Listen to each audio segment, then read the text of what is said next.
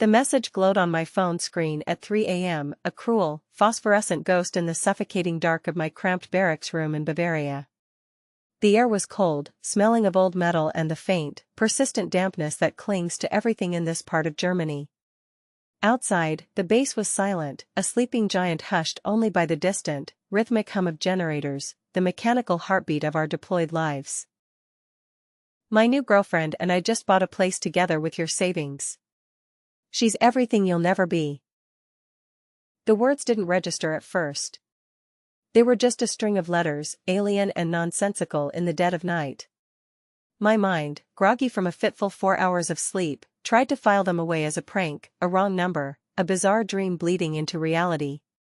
But then I saw the photo attached. My husband, Darren, was grinning like an idiot, a wide, thoughtless smile that I once found charming but now looked utterly vacuous. Next to him stood a blonde woman, barely out of college by the looks of her, all fake tan and carefully constructed Instagram poses. They were both holding a large, red-sold sign, their arms wrapped around each other in a gesture of triumphant partnership. Behind them, bathed in the golden light of a Texas sunset, stood a 2-story craftsman-style house with a sprawling wraparound porch. The house. Our house. A cold, sharp clarity cut through my exhaustion, more potent than any double-shot espresso. It wasn't just any house. It was the exact style we'd talked about for years, the one I had bookmarked on countless real estate sites, the one I dreamed about during long, lonely nights on patrol. It was the physical embodiment of our shared future, a future I was working tirelessly to build, one grueling deployment at a time. And he was standing in front of it, with her. My name is Valerie Morgan, and I'm a 35-year-old logistics officer in the United States Army. For the past 6 months, my world had consisted of coordinating supply chains, managing military operations, and ensuring that thousands of soldiers had what they needed to do their jobs. It was a high-stress, high-stakes environment, where a single misplaced decimal point could have monumental consequences. I thrived on the precision, the discipline, the unwavering focus it demanded. While I was managing the logistics of a small city, my husband back in Austin, Texas, had been, in his words, exploring his entrepreneurial freedom. A year ago, he'd been laid off from his mid-level marketing job. I'd been supportive, encouraging him to take some time to figure out what he really wanted to do. Maybe this is a blessing in disguise, Dare, I'd told him over a crackling video call. You can finally start that consulting business you've always talked about. We had a plan. A solid, meticulously crafted plan. I would serve out my contract, and the extra deployment pay, combined with our joint savings, would be more than enough for a down payment on our dream home and a comfortable cushion to help my aging parents retire. Every month, without fail, I transferred $2,000 to our joint account, a tangible contribution to the life we were supposed to be building together. That money wasn't just currency, it was a symbol of my sacrifice, my commitment, my trust. His entrepreneurial freedom, it now seemed, apparently meant exploring the full extent of unemployment benefits and, more pressingly, my bank account. I set my phone down carefully on the cold metal nightstand, my hands steadier than they had any right to be. My heart wasn't pounding, it was a block of ice in my chest. Around me, the base was quiet, except for the distant hum of generators and the occasional footsteps of the night patrol making their rounds. The world outside my small room was orderly, predictable, governed by rules and consequences. The world on my phone screen was pure chaos, a betrayal so profound it felt like a physical blow. The rage would come later. I knew it was there, simmering beneath the surface, a sleeping volcano of fury. But right now, I felt something colder, more calculating. Darren had always been impulsive, prone to grand gestures and poor financial decisions. But this? This crossed every line we'd ever drawn in our 8-year marriage. This wasn't just an affair. This was a calculated act of demolition. The woman in the photo looked young enough to be his daughter, a cliché so painful it was almost laughable. Her name was probably something trendy and meaningless, like Tiffany or Brittany. Everything about the situation screamed desperation and midlife crisis, a pathetic attempt to reclaim a youth he never really had. I picked up my phone again, my thumb hovering over the delete button before I stopped myself. Evidence. My training kicked in. Document everything. I scrolled through the other photos he'd sent over the past week, images I had initially viewed with a pang of homesickness but now saw through a new, brutal lens. Darren at expensive restaurants I knew we couldn't afford, even on my officer's salary. Darren buying expensive wine. Darren and his girlfriend on shopping trips, her arms loaded with designer bags from boutiques I would never dream of entering. Each image now felt like a deliberate slap, a taunt designed to show me how much better his life had become without me, funded by me. Then, a memory surfaced, sharp and unwelcome. About a month ago, I'd received a fraud alert from our bank. Something about unauthorized access attempts and signature verification issues. At the time, I'd been in the middle of coordinating a major, time-sensitive supply shipment across 3 countries. I'd dismissed the alert as a system glitch, a minor annoyance to be dealt with later. I had a mission to focus on. I trusted my husband. I'd sent him a quick text, and he'd assured me he'd handle it, that it was probably just a computer error. But now, the pieces were falling into place with sickening precision. The unauthorized access, the verification issues, it wasn't a glitch. It was him. He'd been testing the waters, probing the defenses of our shared finances, preparing for his final, devastating assault. And the house. The house haunted me most. It wasn't just any house, it was the exact style we'd talked about buying together, complete with the wraparound porch I'd dreamed of since childhood, where I imagined us growing old, watching our future children play in the yard. He'd taken our shared vision, the most intimate blueprint of our future, and twisted it into the stage for his betrayal. I reached for my secure phone, the one reserved for official military communication. It was time to make some calls. The quiet discipline of my profession was a lifeline now, a steel framework holding me together as my personal world imploded. He had forgotten who he was married to. He thought I was just a naive, distant wife, a walking ATM funding his new life. He was about to get a very stark reminder that I was a logistics officer in the United States Army. And I was about to coordinate the most important operation of my life. The next morning, I sat across from Captain Patricia Weber in the JAG legal office. The room was small, sterile, and smelled of burnt coffee and grim determination. Patricia was in her 40s, with sharp, intelligent eyes that had seen everything. She had a reputation for being tough but fair, a woman who had seen enough military spouse betrayals to fill a field manual.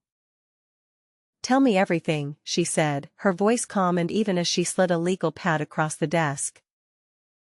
I handed her my phone, my personal phone, feeling a wave of shame as she scrolled through the photos and messages. It felt like laying my entire life, my entire failure of a marriage, bare for inspection. "My husband emptied our joint savings to buy a house with another woman," I said, the words sounding hollow and rehearsed. "He's been unemployed for over a year, living off my deployment pay." Patricia's expression hardened as she scrolled through the evidence. She didn't offer platitudes or sympathy. She offered action. "When did you last authorize any major transactions?" "Never," I replied, my voice gaining strength. "We agreed the money was for my parents' retirement and our future down payment." I pulled out a folder containing the bank statements I had printed that morning from the secure network. I'd been sending $2,000 monthly to our joint account. He was supposed to be paying bills and saving the rest. I pointed to the statement. Approximately $45,000 over the past 18 months, not including the other debt. The number hit me fresh each time I said it. Nearly 2 years of careful, disciplined saving, gone. Wiped out by cheap wine and designer handbags for a woman I'd never met. Patricia made notes quickly, her pen scratching across the paper with a satisfying finality. "You mentioned a fraud alert about a month ago?" "Yes," I admitted, feeling a flush of embarrassment. "Something about signature verification and unauthorized access attempts." I was coordinating a major supply operation and didn't have time to investigate. I trusted him. I felt stupid admitting it, but deployment schedules were brutal. You operate in a bubble of intense focus, and you have to trust that the life you left behind is being managed. That's the deal. That's actually good news, Patricia said, looking up from my phone. It means the bank flagged suspicious activity. It establishes a timeline. She picked up her own phone. I'm calling Sergeant First Class Rodriguez in financial crimes. He specializes in military spouse fraud cases. Within an hour, I was sitting with both Patricia and Rodriguez, a stocky man with kind eyes who'd clearly seen too many soldiers betrayed by the people they trusted most. He reviewed the evidence with a quiet, methodical intensity. Mrs. Morgan, this happens more than you'd think, Rodriguez said, his voice gentle but firm. Deployed service members are particularly vulnerable. The distance, the time zones, the trust we place in our families, it creates perfect conditions for financial abuse. He opened a thick folder. The good news is, you have strong legal protections. The Service Members Civil Relief Act, military banking regulations, and if he forged your signature, which seems likely, we're looking at federal wire fraud. What's the process? I asked, my voice barely a whisper. First, we contact the bank to freeze all joint accounts. Then we trace every transaction. If he used forged documents or misrepresented your deployment status to bypass normal verification procedures, that's multiple felonies. Rodriguez's voice carried a quiet satisfaction that was beginning to echo inside me. Some people think military spouses are easy targets. They're about to learn otherwise. I felt something shift inside me, the first stirring of hope since seeing those photos. By that afternoon, I had a full financial investigation team working my case. Staff Sergeant Jennifer Clark, a forensic accountant with the military police, had pulled transaction records going back 2 years. The picture they painted was worse than I'd imagined. He's been bleeding your account dry for months, Jennifer said over a secure video call, pointing to a printout covered in red marks. Small amounts at first, $300 here, $500 there. Classic pattern of financial abuse.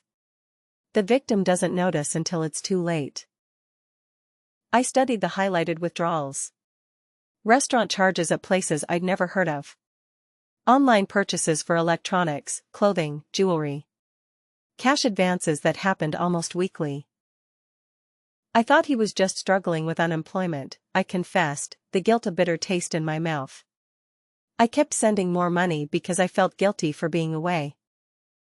That's exactly what he was counting on, Rodriguez's voice cut in. He'd returned with more documents, including copies of the house purchase paperwork. Here's where it gets interesting. To buy that house, he needed to show stable income and down payment funds. He did that by forging your signature on financial documents and claiming you were a willing co-purchaser. Patricia leaned forward. Show her the loan application. Rodriguez spread out several pages. There, in handwriting that almost looked like mine, was my signature on mortgage documents. My supposed income was listed as my full military salary plus a fictional consulting business. My deployment was misrepresented as a temporary assignment, suggesting I'd be returning to Texas permanently within months. He told them you were deployed but actively participating in the purchase, Jennifer explained. Made it seem like you were shopping for houses via video calls and had given him power of attorney for the closing. I felt physically sick. Power of attorney that doesn't exist. Correct. Which makes every document he signed a forgery, and every representation he made, fraud. Rodriguez's tone was grimly satisfied. The girlfriend's involvement makes it worse. She signed documents claiming to know you personally and confirming your consent to the purchase. She's never met me. Conspiracy to commit wire fraud, Patricia noted. They both knew the representations were false. Jennifer pulled out her laptop. I've already contacted the title company and the bank. The Service Members Civil Relief Act gives us significant leverage here. When they find out a deployed service member's signature was forged and their protected funds were misused, everything stops. What happens next? I asked. Tomorrow morning, investigators from the Office of Service Members Civil Relief will be waiting at the title company, Rodriguez said. Darren and his girlfriend are scheduled to complete the final closing paperwork at 10 a.m. Texas time. I looked at the photo of the house again. My dream home, bought with my betrayed trust. Will I get the money back? Every penny, Patricia assured me. Plus interest, penalties, and probably their legal fees when this is over. For the first time in days, I smiled. My husband thought he was so smart, but he'd just committed federal crimes with a paper trail that would make a prosecutor's job easy. The next morning, I found myself pacing the communications room at 4 a.m., calculating time zones obsessively. It was 9 a.m. in Austin, 1 hour before Darren and Tiffany's scheduled closing. I'd barely slept, running through every possible scenario of what was about to unfold. My secure phone buzzed with an encrypted message from Rodriguez: assets frozen. Team in position. We'll update hourly. Patricia found me there, clutching a cup of coffee that had gone cold hours ago. You know, you don't have to watch this unfold in real time, she said gently. Yes, I do, I replied. I couldn't explain why, but I needed to be present for this moment, even from 4,000 miles away. He spent months planning this betrayal, sending me those photos to hurt me. I want to know the exact moment it all falls apart.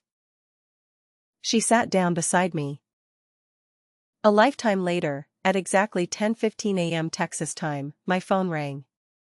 It was Rodriguez, calling from Austin. Valerie, we got them. I put the call on speaker so Patricia could hear. What happened? They walked into the title company like they owned the world, Rodriguez began, his voice laced with satisfaction. Darren was actually bragging to the girlfriend about how easy it had been to access your money. Said military wives were too trusting and stupid to notice anything. My hands clenched into fists. He said that? In front of two investigators who recorded every word, Rodriguez sounded pleased. When the title company representative told them there was a problem with the signatures, Darren got belligerent. Started yelling about how his wife was deployed and couldn't be expected to come in person for every little detail. Then what?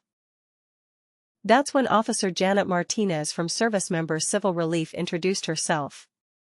She explained that forging a deployed service member's signature on financial documents was a federal crime, and that all assets related to the transaction were being frozen pending investigation. I could picture Darren's face, the arrogance melting into panic. How did he react? Denied everything at first. Claimed you'd given him permission for all of it. Then the girlfriend started crying, saying she didn't know any of this was illegal. Rodriguez paused. But here's the best part. Martinez asked him to explain the power of attorney documentation, and he couldn't produce any legitimate paperwork. Because it doesn't exist. Exactly. That's when he realized how much trouble he was in. Rodriguez continued his account, and I could hear the satisfaction in his voice. The title company had to call their legal department immediately.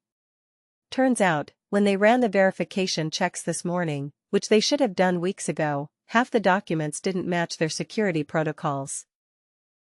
What kind of documents? Patricia asked, taking notes. Employment verification letters, claiming Valerie worked for a consulting firm in Austin. Bank statements showing joint income that didn't exist. Even a letter, supposedly from Valerie's commanding officer, giving her permission to purchase property while deployed. Rodriguez's voice carried professional disgust. All forged, all easily disproven. Amateur hour. Darren's not nearly as smart as he thinks. He used an old letterhead template he probably downloaded online, and the supposed commanding officer's signature was just a Google image of a military signature. Any real verification would have caught it immediately. My phone buzzed with a text message, and my blood went cold. It was from Darren. "What the hell did you do? They're saying I committed fraud. This is your fault for not being here." I showed the message to Patricia, who shook her head. "Even when caught red-handed, he's still blaming you. That's going to look great in court." Rodriguez was still talking. "The girlfriend's involvement runs deeper than we initially thought. Tiffany wasn't just a passive participant. She actively helped forge documents. We found text messages between them, planning how to make the fake paperwork look legitimate. She was in on it from the beginning. According to the message thread we recovered, she's the one who suggested using your deployment status to their advantage, said military wives were easy targets because they couldn't monitor things closely." His voice hardened. "She also bragged to friends about spending your money, posting social media photos with captions like, 'When your man knows how to provide.'" I remembered those photos. Tiffany in expensive restaurants, wearing jewelry I couldn't afford, living the life I should have been building for my future. Social media evidence? Screenshots of everything. She documented their entire fraud scheme, thinking it made her look successful. Every expensive dinner, every shopping trip, every luxury purchase, all timestamped and geotagged. Rodriguez sounded almost amused. "Criminals who post their crimes online make our jobs much easier."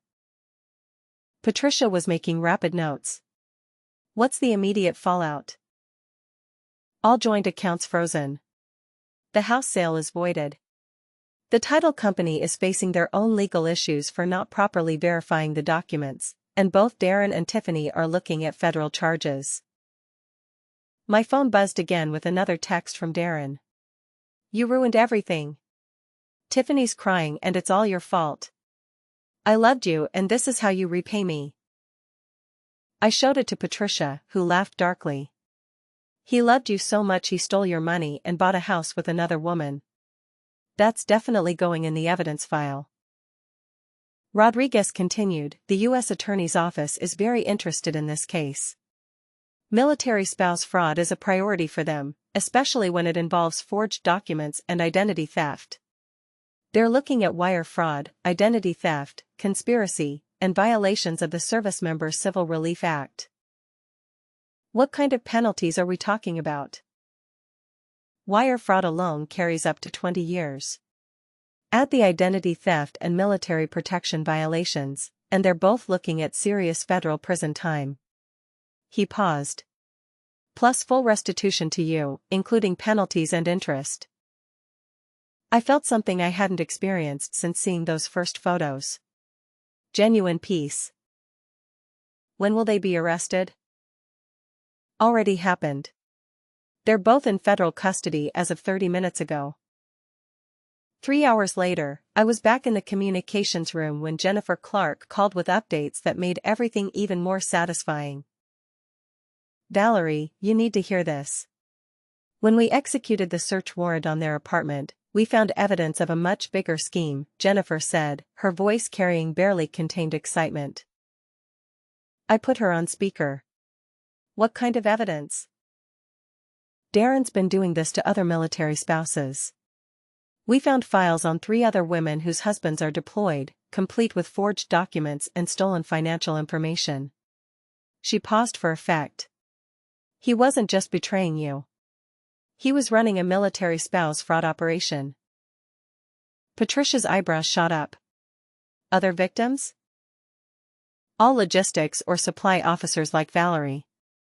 All deployed to locations with challenging communication schedules. He specifically targeted women in positions where they'd be too busy to monitor accounts closely."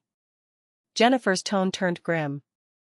"Tiffany helped him research the targets through social media, identifying spouses with good credit and steady military income."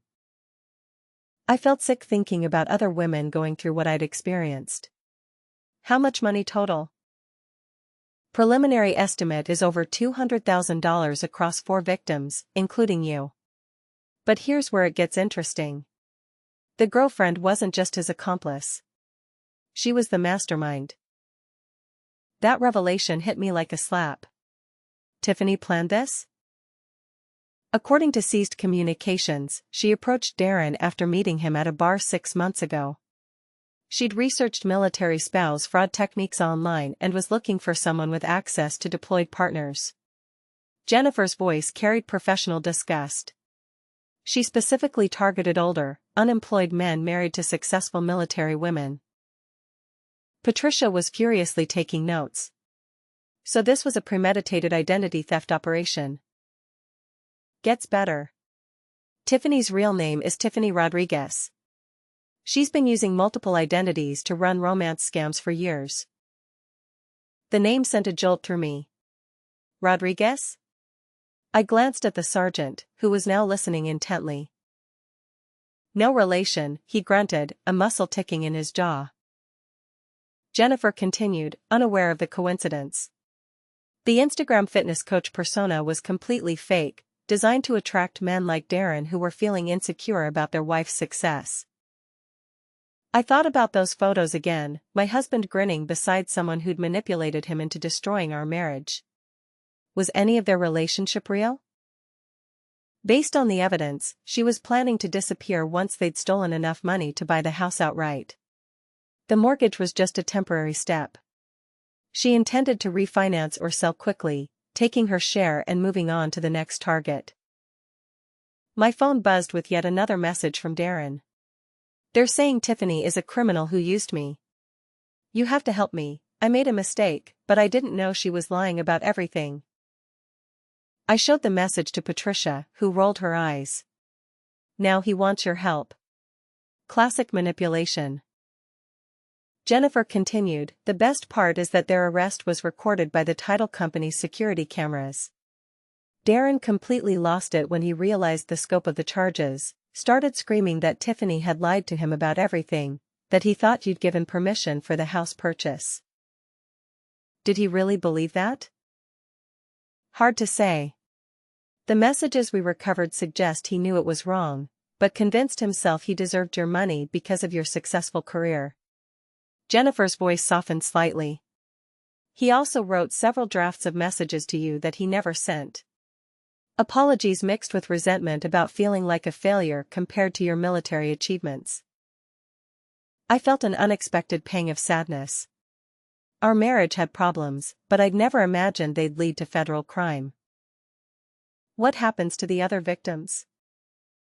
We're contacting them today. Thanks to your case, we can recover their money and prevent Tiffany from targeting anyone else. Jennifer paused. You probably saved several families from financial ruin. That thought gave me something I hadn't expected, purpose beyond just personal justice. 2 weeks later, I received a call that made everything worth it. Rodriguez was calling from the federal courthouse in Austin, where Darren and Tiffany had just appeared for their arraignment.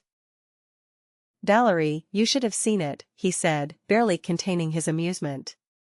Darren showed up thinking he could charm his way out of federal charges. Wore his best suit, brought character references, the whole performance. I was sitting in my barracks room, finally able to sleep normally again now that justice was moving forward. How did that work out for him?